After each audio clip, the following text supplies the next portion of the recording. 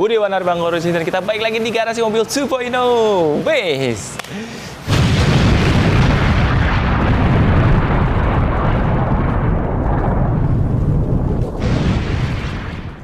Oke, gue masih berada di salah satu showroom mobil bekas ya. Baik lagi, gue di showroomnya milik Setiawan Mobil. Ini terletak di Jalan Mustika Sari Raya, daerah Bekasi. Patokannya di dalam pom bensin itu ada SPBU. Nah, showroomnya mobil bekasnya itu ada di dalam SPBU dan di seberang bawah Bintang Sport Center. Nah, kalau misalkan kalian yang pengen cari atau hunting mobil, terutama daerah Bekasi ya, Jabodetabek, bolehlah. Kalau penasaran, mampir ke showroomnya Setiawan Mobil Indo. Nah, Bre, jadi ini mobil di sebelah kanan gue ini mobil keluaran dari Daihatsu ya. Jadi di tahun 2011. Nah, ini manual dan yang gue suka mobil ini 2011 tapi ternyata kilometernya masih 26.000. Jadi rare ya. Cukup rare lah ya, 10 tahun masih 26.000 rare. Makanya ini wow lah. Jadi mobil ini termasuk dalam kelas city car ya, keluaran Daihatsu ini. Nah, kita langsung aja. Nah, mobil yang akan gue review kali ini adalah mobil Daihatsu Sirion tipe D manual tahun 2011.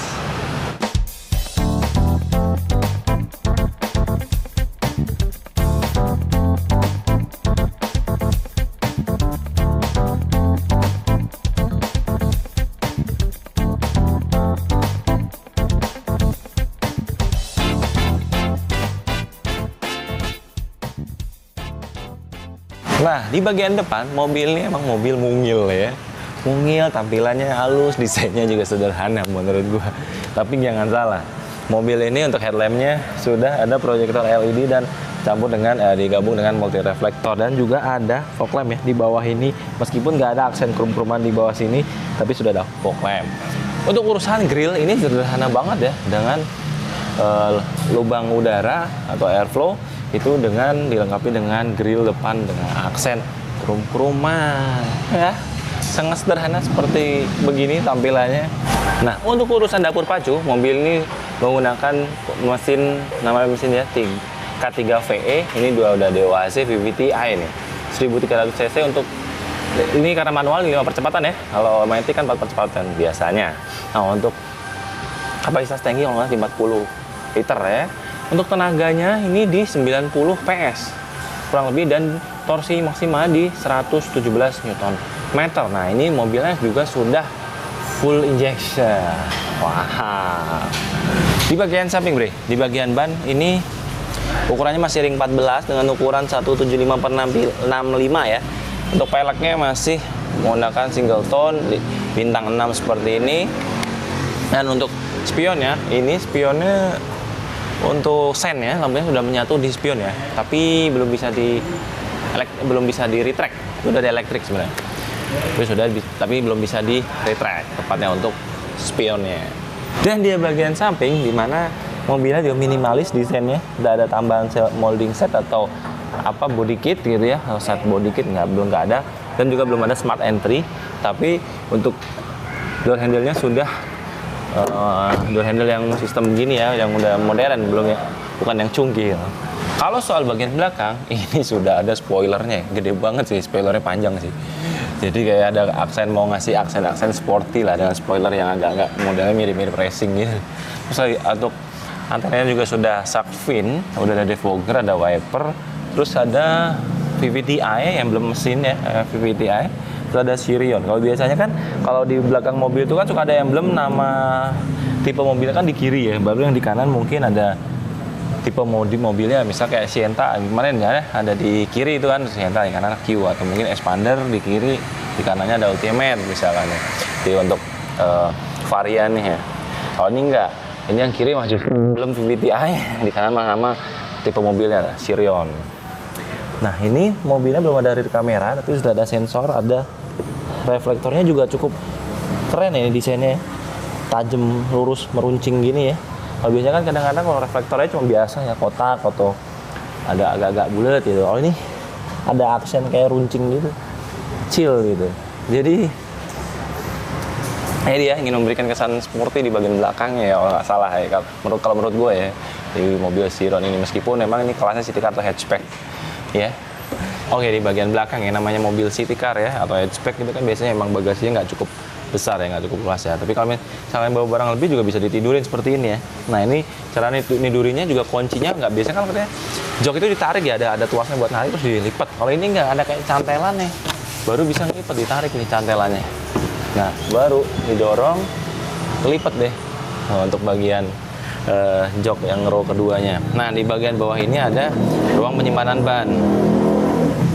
Ruang penyimpanan ban di sini bannya masih ban kaleng ya sayangnya ya. Sorry, ban cadangannya, ban kaleng. Jadi kalau misalnya kalian tadi balik lagi, kalau misalnya kalian butuh space luas ya, tinggal ditidurin aja untuk bagian row yang kedua atau jok kursi yang di row kedua. Nah di sini ada kayak semacam ruang penyimpanan kecil ya. Tapi belum ada lampu di bagian kanan atau kiri.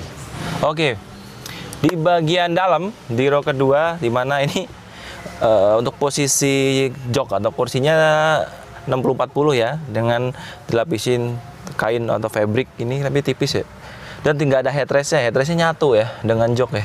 Ini juga tengahnya nggak ada headrest, ada seatbelt di sini, ada seatbelt 1, 2 kanan kiri. Terus door trimnya juga perpaduannya sama abu-abu ya, kayak abu-abu coklat gitu loh, hitam abu-abu coklat, masih keras. Ini juga ada aksen-aksen kayak bergaris. Tapi sayangnya nih di bawah sini cuma ada speaker, nggak ada cup holder buat ruang penyimpanan ya. Cup holdernya malah di bawah sini nih. Di bagian ini ada 2 cup holder kecil. Nah jok 2 bisa dilipat, terus ada hand grip. Hand gripnya fix ya. Tapi secara ruang kaki ya, atau legroom ini cukup lega ya menurut gue ya, menurut Silan cukup lega, dan duduknya pun juga kayaknya pas ya, nggak terlalu tinggi ya, memang juga city car ya, jadi duduknya agak pendek. Terus headroomnya pun juga masih ada menyisakan 5 jari. Ada satu lagi cantelan buat baju nih, cantelan buat bawa barang bawaan kresek gitu lah, buat naro cantelin di sini nih, di belakang jok yang pertama nih, yang penumpang pertama. Hei, keren. Kita pindah ke bagian depan ya, bagian pengemudi. Nah di bagian pengemudi, di mana sebelumnya nih kuncinya masih konvensional dan juga ada remote untuk ngunci mobil dan nge-unlock atau ngebuka mobil, pintu mobil. Terus di sini ruang penyimpanan tadi ya, yang belakang ada 2. Terus di sini ada ruang penyimpanan juga. Ini juga ada 2 lagi di sini cup holdernya. Di sini nggak ada, ini ada cup holder 1, 2 dan agak memanjang, ada ruang penyimpanan memanjang. Terus ada glove box. Ya, glove box. Door trim sama ya, aksennya hitam perpaduannya dengan warna abu-abu kayak kecoklatan gitu, cuma ada pegangannya. Kalau biasanya kan suka ada ruang di sini ya, tapi ini ada pegangan di sini. Di sini nggak ada speaker ya. Ini malah di sini nih, speakernya di atas sini. Wow. Ini ada ruang lagi di sini, banyak banget. Kisi AC masih biasa banget, simpel banget, yang bulat gini, tapi belum ada aksen krum-kruman juga. Sini juga, tapi yang di tengah nih aksennya persegi panjang.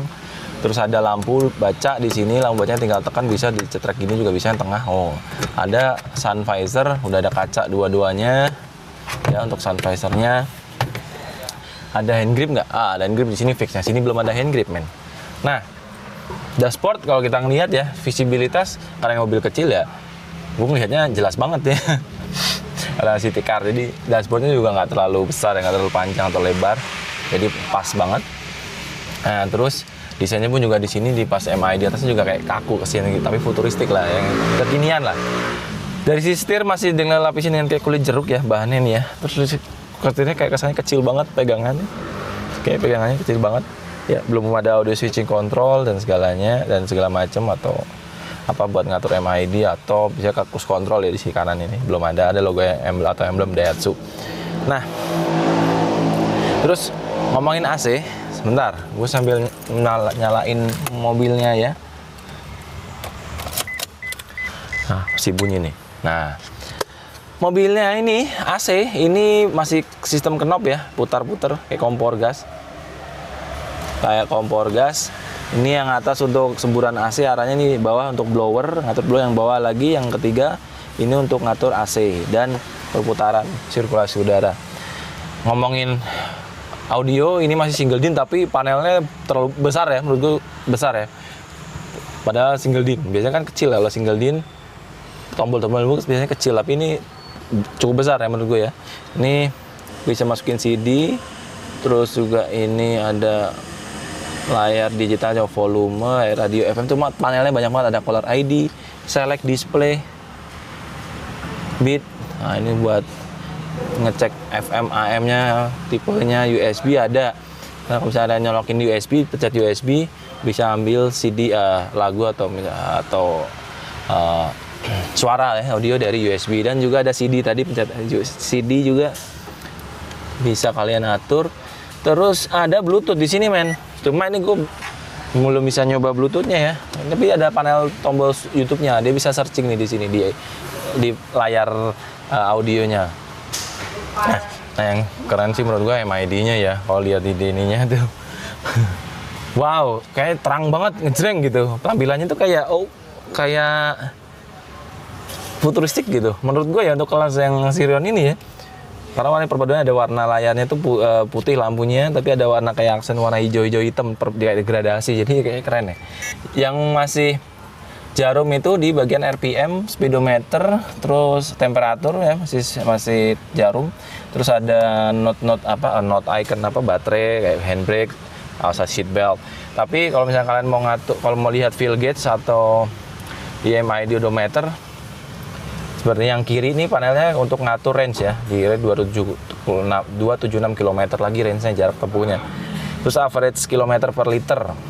Nah, kalau yang kanan kalian bisa lihat odometer trip A, trip B. Nah, ini odometernya 26.000 tahun 2011. Wih, gila, rare banget ini mobil. Menurut gue sih oke, sangat rare ya. Nah, kalau untuk steering setirnya masih tilt steering ya. Nah, untuk stiker ya emang biasa standar seperti itu. Terus ini juga ada pengaturan mirror, jadi elektrik tapi belum bisa di-retract sayangnya. Oke.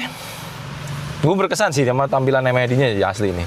Ya, padahal kalau dilihat dari luarnya kan desainnya modelnya sederhana ya menurut gue ya. Ya like-nya city car. Sederhana, tapi dalamnya ternyata kayak perpaduan warna dan ini menurut gue cukup oke sih, hitam sama abu-abu kayak kecoklatan gitu loh. Terus di dashboard atau MID-nya juga kayaknya keren ya, itu selain layarnya warna hijau-hijau gimana, putih hijau gitu. Menurut gue sih keren. Nah, yang paling keren ini masih 26.000 km. Jadi rare ini tahun 2011 ya, tapi sayangnya manual. Tapi kalau kalian yang pecinta manual sih menurut gue sih ya no problem, gak ada masalah kan. Oke. Paling itu aja ya review kita kali ini tentang Daihatsu Sirion. Ini tipe D manual tahun 2011 ya. Nah, sebenarnya mobil ini sebelumnya dijual sama Setia Mobilindo. Sekali lagi lokasinya terletak di Jalan Mustika Sari Raya.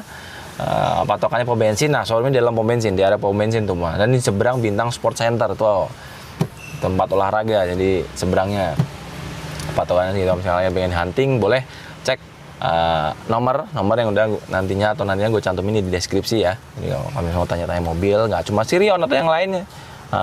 Karena stoknya pun juga tidak hanya ini, masih ada yang lainnya. Masih ada Brio juga, ada R3, ada Sienta, ada Innova, kadang-kadang gitu.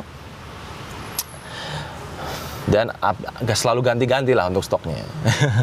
Paling itu aja dari gue ya review kali ini. Sekali lagi, kalau kalian suka dengan channel Garasi Mobil 2.0, jangan lupa untuk subscribe, like, comment, dan share. Kita ketemu lagi di video berikutnya.